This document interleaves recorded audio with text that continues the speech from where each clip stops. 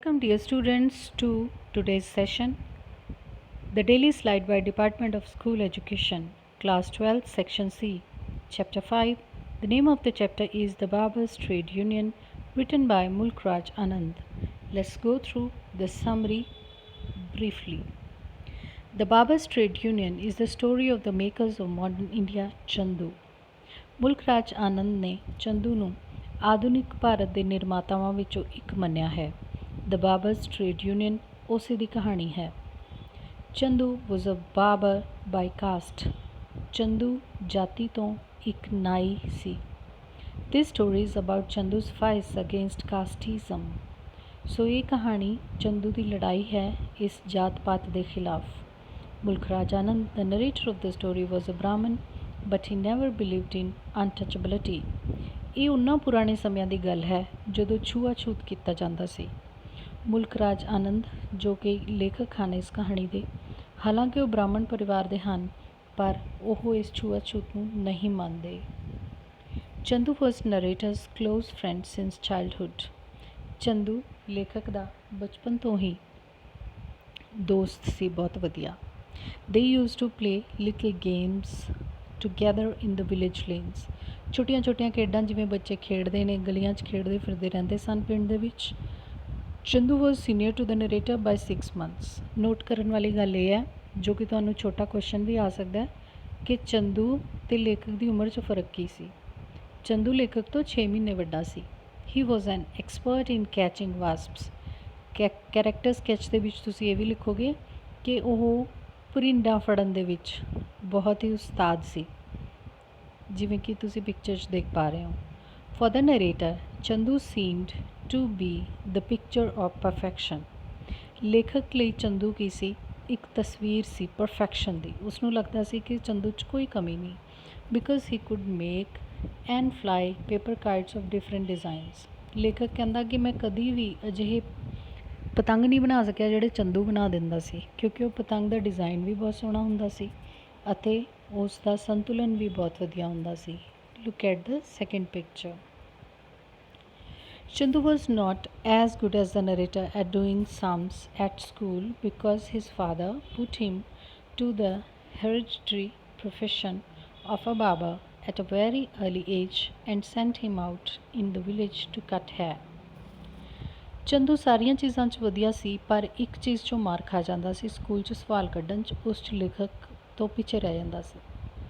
ਕਾਰਨ ਇਸ ਦਾ ਇਹ ਸੀ ਕਿ ਉਸਦੇ ਪਿਤਾ ਜੀ ਉਸ ਨੂੰ ਪੁਸ਼ਤੈਨੀ ਕੰਮ 'ਚ ਲਾ ਲੈਂਦੇ ਸਨ, ਯਾਨੀ ਕਿ ਨਾਈ ਦਾ ਕੰਮ, ਯਾਨੀ ਕਿ ਲੋਕਾਂ ਦੇ ਵਾਲ ਕੱਟਣਾ, ਸ਼ੇਵਿੰਗ ਕਰਨਾ, ਅਤੇ ਉਸਨੂੰ ਸਾਰੇ ਪਿੰਡ 'ਚ ਘਰ ਘਰ ਜਾ ਕੇ ਕੰਮ ਕਰਨਾ ਪੈਂਦਾ ਸੀ। He had no time for the homework given in the school. ਇਸ ਲਈ ਉਸਨੂੰ ਸਕੂਲ 'ਚੋਂ ਮਿਲੇ ਹੋਮਵਰਕ ਕਰਨ ਦਾ ਕਦੀ ਵੀ ਟਾਈਮ ਨਾ ਮਿਲਦਾ। But he was good at reciting poetry.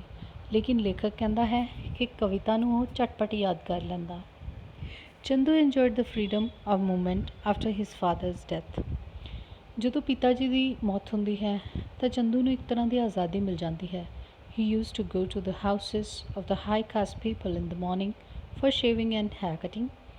ਉਹ ਸੋ ਕਾਲਡ ਉੱਚੀ ਜਾਤ, ਜਿਹੜੇ ਉਸ ਸਮੇਂ ਜਿਨ੍ਹਾਂ ਨੂੰ ਆਪਾਂ ਉੱਚੀ ਜਾਤ ਦੇ ਲੋਕ ਕਹਿੰਦੇ ਸੀ, ਉਹਨਾਂ ਦੇ ਘਰ ਘਰ ਜਾ ਕੇ ਸਾਰਿਆਂ ਦੀ ਸ਼ੇਵਿੰਗ ਅਤੇ ਵਾਲ ਕੱਟਣ ਦਾ ਕੰਮ ਕਰਦਾ ਹੈ। ਹੀ ਰੋਡ ਟੂ ਟਾਊਨ 6 miles ਅਵੇ on the footrest of the closed carriage in which Lala Hukum Chand travelled to town. ਹੁਣ ਉਹ ਕੀ ਕਰਦਾ ਹੈ? ਹਰ ਰੋਜ਼ 6 ਮੀਲ ਦੂਰ ਸ਼ਹਿਰ 'ਚ ਜਾਂਦਾ ਹੈ ਬੱਗੀ ਦੇ ਪੈੜਾਂ 'ਤੇ ਬੈਠ ਕੇ। ਬੱਗੀ ਕਿਹਦੀ ਆ? ਲਾਲਾ ਹੁਕਮ ਚੰਦ ਦੀ। ਲਾਲਾ ਹੁਕਮ ਚੰਦ ਕੌਣ ਹੈ? ਜੋ ਕਿ ਪਿੰਡ 'ਚ ਵਕੀਲ ਹੈ ਅਤੇ ਡਿਸਟ੍ਰਿਕਟ ਕੋਰਟ ਦੇ ਲਈ ਸ਼ਹਿਰ ਜਾਂਦਾ ਹੈ ਹਰ ਰੋਜ਼। whereas the narrator had to walk 3 miles to a secondary school in the village of Jodiala. Chandu saw the sahibs, the lawyers, the chaprasis and policemen wearing English style clothes at the district court. ਲੇਖਕ ਨੂੰ ਇਸ ਤਰ੍ਹਾਂ ਸ਼ਹਿਰ ਜਾਣ ਦਾ ਮੌਕਾ ਨਹੀਂ ਮਿਲਦਾ। ਉਹ ਸਿਰਫ 3 ਕਿਲੋਮੀਟਰ ਦੂਰ ਸਕੂਲ ਜਾਂਦਾ ਹੈ, ਉਹ ਵੀ ਪੈਦਲ। ਤਾਂ ਚੰਦੂ ਕਿਉਂਕਿ ਸ਼ਹਿਰ ਜਾ ਕੇ ਆਉਂਦਾ ਤਾਂ ਬਹੁਤ ਸਾਰੇ ਲੋਕਾਂ ਨੂੰ ਦੇਖਦਾ ਹੈ, ਸਾਹਿਬਸ ਨੂੰ, ਵਕੀਲਾਂ ਨੂੰ, ਚਪੜਾਸੀਆਂ ਨੂੰ, ਪੁਲਿਸ ਦੇ ਆਦਮੀਆਂ ਨੂੰ, ਅਤੇ ਉਹਨਾਂ ਸਾਰਿਆਂ ਦੇ ਅੰਗਰੇਜ਼ੀ ਤਰੀਕੇ ਦੇ ਕੱਪੜੇ ਪਾਏ ਹੋਏ ਦੇਖਦਾ ਹੈ ਜ਼ਿਲ੍ਹੇ ਦੀ ਕੋਰਟ ਦੇ ਵਿੱਚ, ਅਤੇ ਆ ਕੇ ਉਹ ਸਾਰੀਆਂ ਗੱਲਾਂ ਲੇਖਕ ਨੂੰ ਦੱਸਦਾ ਹੈ। Once Chandu told the narrator that he wanted to steal some money from home to buy a dress like that of Kalan Khan the dentist. He said that Kalan Khan fitted people with dentures and new eyes. ਇੱਕ ਦਿਨ ਚੰਦੂ ਕਹਿੰਦਾ ਕਿ ਮੇਰਾ ਤਾਂ ਜੀ ਕਰਦਾ ਕਿ ਮੈਂ ਕਲਨ ਖਾਨ ਵਰਗੇ ਕੱਪੜੇ ਲੈ ਲਾਂ। ਕਲਨ ਖਾਨ ਕੌਣ ਹੈ? ਉਹ ਇੱਕ ਦੰਦਾਂ ਦਾ ਡਾਕਟਰ ਹੈ। ਉਹ ਲੋਕਾਂ ਦੇ ਦੰਦ ਲਗਾਉਂਦਾ ਹੈ ਅਤੇ ਪੱਥਰ ਦੀਆਂ ਅੱਖਾਂ ਲਾਉਂਦਾ ਹੈ। He dressed in a starched shirt with an ivory collar, bow tie and a black coat and striped trousers, a rubber overcoat and pumps।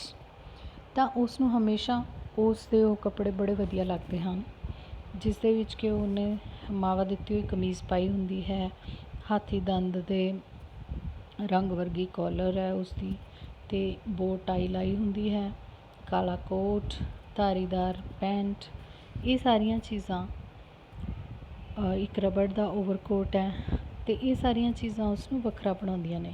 Chandu said that he was not a doctor.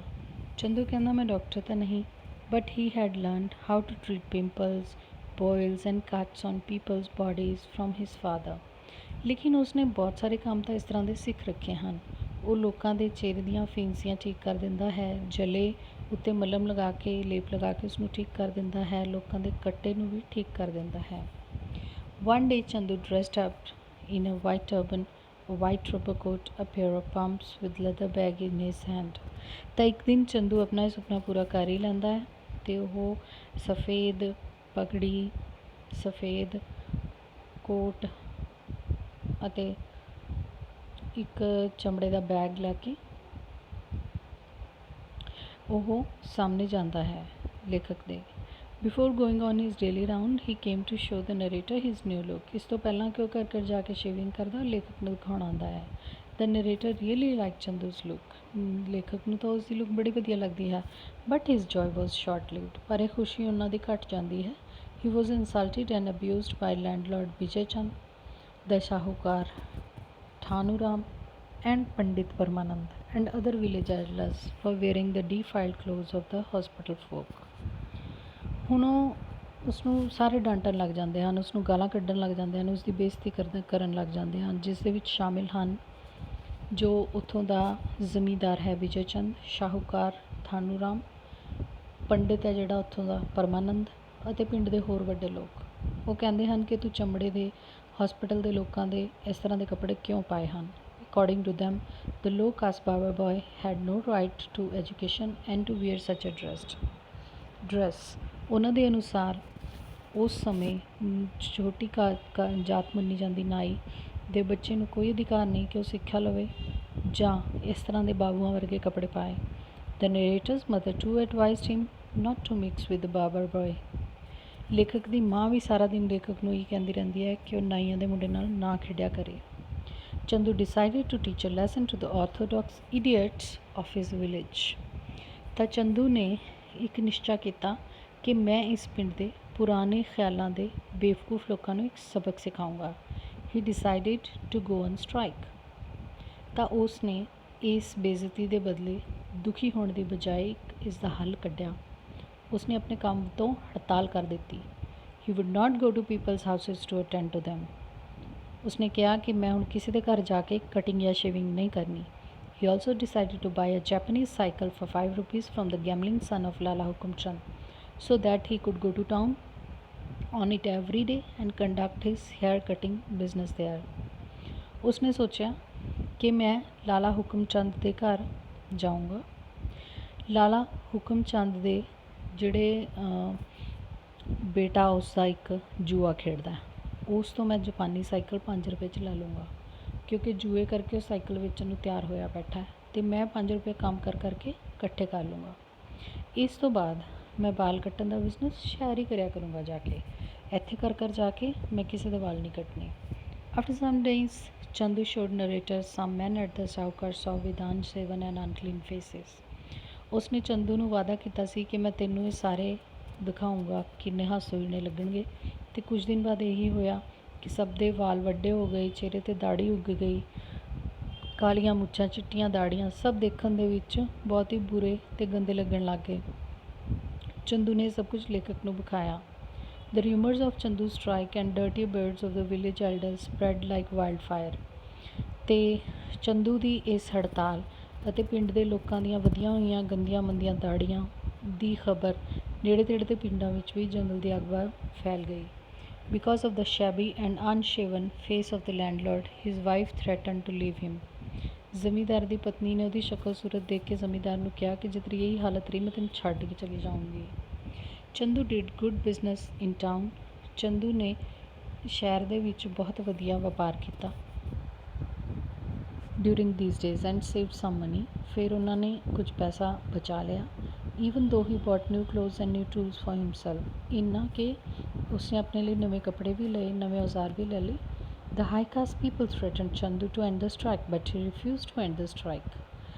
ਤਾਂ ਉਹ ਜਿਹੜੇ ਉੱਚੀ ਜ਼ਾਤ ਦੇ ਲੋਕ ਸੀ ਉਹਨਾਂ ਨੇ ਚੰਦੂ ਨੂੰ ਕਿਹਾ ਕਿ ਉਹ ਇਹ ਬੰਦ ਕਰ ਦੇਵੇ ਆਪਣੀ ਹੜਤਾਲ. ਉਸ ਨੂੰ ਡਰਾਇਆ ਵੀ, ਉਸ ਦੀ ਮਾਂ ਨੂੰ ਵੀ ਡਰਾਇਆ, ਪਰ ਚੰਦੂ ਨੇ ਮਨਾ ਕਰ ਦਿੱਤਾ. ਚੰਦੂ ਦੇ ਅੰਦਰ ਬਹੁਤ ਹੀ ਹਿੰਮਤ, ਹੌਸਲਾ ਅਤੇ ਕੌਨਫੀਡੈਂਸ ਦਿਖਾਇਆ ਗਿਆ ਹੈ. Chandu opened a shop in partnership with his cousin, the barber of Veka, and with Dhunu, and with help of other barbers within a range of 7 miles from his village. ਤਾਂ ਹੁਣ ਚੰਦੂ ਨੇ ਕਿਹਾ ਮੈਂ ਕਰ ਨਹੀਂ ਆਉਣਾ. ਜਿਸ ਨੂੰ ਵੀ ਸਾਡਾ ਕੰਮ ਚਾਹੀਦਾ ਹੈ, ਸਾਡੀ ਸੇਵਾ ਚਾਹੀਦੀ ਹੈ, ਸਾਡੇ ਸੈਲੂਨ 'ਤੇ ਆਓ. ਇਹ ਸੈਲੂਨ ਉਸਨੇ ਆਪਣੇ ਚਚੇਰੇ ਭਰਾ ਜੋ ਕਿ ਵੇਰਕਾ ਪਿੰਡ ਦੇ ਵਿੱਚ ਨਾਈ ਸੀ ਅਤੇ ਧੁਨੂ, ਇਹਨਾਂ ਦੋਨਾਂ ਨਾਲ ਮਿਲ ਕੇ ਖੋਲ੍ਹਿਆ. ਇਹ ਪਿੰਡ ਤੋਂ 7 ਕਿਲੋਮੀਟਰ ਦੇ ਦਾਇਰੇ ਵਿੱਚ ਸੀ. The shop was named Rajkot district barber brothers hair dressing and shaving saloon. ਉਸਦੇ ਸੈਲੂਨ ਦਾ ਨਾਮ ਸੀ Rajkot district barber brothers hair dressing and shaving saloon. ਇਸ ਨੂੰ ਨੋਟ ਕਰ ਲਿਓ, ਪੇਪਰ 'ਚ ਵੀ ਕੁਐਸਚਨ ਆਉਂਦਾ ਹੈ. ਦਿਸ ਯੂਨੀਅਨ ਵਾਜ਼ ਫੋਲੋਡ ਬਾਈ ਮੈਨੀ ਅਦਰ ਟ੍ਰੇਡ ਯੂਨੀਅਨਸ. ਇਹ ਇੱਕ ਸੰਗਠਨ ਬਣਨ ਤੋਂ ਬਾਅਦ ਬਹੁਤ ਸਾਰੀਆਂ ਹੋਰ ਯੂਨੀਅਨਸ ਵੀ ਬਣ ਗਈਆਂ ਵੱਖੋ ਵੱਖਰੇ ਕਿੱਤਿਆਂ ਨਾਲ ਸੰਬੰਧਿਤ. In this way Chandu fought against the insult he had to face due to casteism. ਇਸ ਤਰ੍ਹਾਂ ਅਸੀਂ ਦੇਖਿਆ ਕਿ ਚੰਦੂ ਨੇ ਜਾਤ ਪਾਤ ਦੇ ਖਿਲਾਫ ਜੋ ਉਸ ਦੀ ਬਿਨਾਂ ਕਾਰਨ ਬੇਇੱਜ਼ਤੀ ਕੀਤੀ ਗਈ ਉਸ ਦਾ ਬਦਲਾ ਆਪਣੀ ਸਫਲਤਾ ਨਾਲ ਅਤੇ ਆਪਣੀ ਅਕਲ ਨਾਲ ਲਿਆ. Dear students, today's slide has been prepared by Ms. Anurag Sidhu, lecturer in English, Government Senior Secondary School, Ramgarhpur, SCS Nagar, and vetted by Shri Rohit Singh Saini, lecturer in English, Government Senior Secondary School, Kadianwali, Jalandhar. Padho Punjab, Padhao Punjab, English. Thank you. Have a very nice day.